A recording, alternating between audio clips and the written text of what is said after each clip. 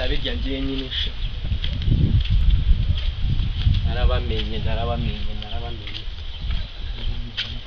Metre oh shit Metre zgi bigane na nyako gahambirwe siko nike kizo ubutaniye kujya nafata ko gaponte kawe ikizo nzaniye muri amasa yo kurya nikihe we niki ahubwo sanga ho muno ndi kumva hano we ni munangi Usman wabaye ikikondi kubona ndamaze dahishije nyine ndamaze ubu ibi bintu nabivamo kuva ku wa mbere kugeza ku kundi wa mbere kurya mu rugo ebyo yo mate nabyo banya we nurusariya numvaga ho muro numva mono ni munangi kabisa bamaze ujya kuri we ubundi gute bavuga ngo abantu kugira icuti we kuba icuti nawe rero nuko umuntu yizeye ibibazo no kumusumba wagusa ubwo uzaza uri munsi nguje kurya mu rugo ibyo biryo byo nago bihaho nago bibajya babiha no nago wega kurya mu rugo n'umunsi n'umwe ngewe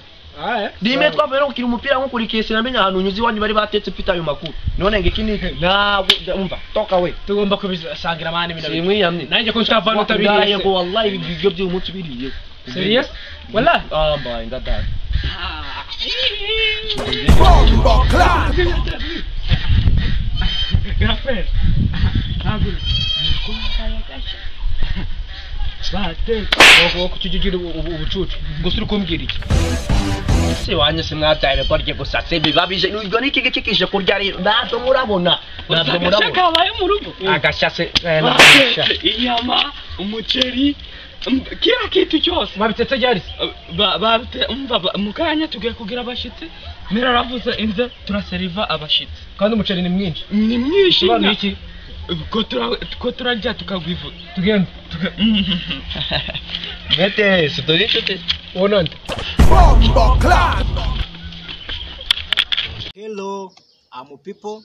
ni wa musore wanyu mukunda cyane Dizo and Metre zwi guturuka muri Dizo Comedy turabanyarwenya baje gushimisha abanyarwanda mudufashe mukandi subscribe kuri channel yacu Inyungu TV bityo muramudufashe ku buryo bukomeye. Nimba ufite icyifuzo cyangwa ikibazo ushaka kubaza Dizo Comedy cyangwa ushaka kudutera inkunga hamagara kuri izi nomero. Dizo Comedy turi hano ku bwanyu mudufashe mukandi subscribe musharing video zacu bityo muramufashisha impano zacu kuzamuka. Turi hano Igisenyi twiteguye kwakira abantu bose badukeneye. Metre zwi inkunga ya mbere ni iyihe? Kanda subscribe kuri channel yacu Inyungu TV udutera inkunga kabisa.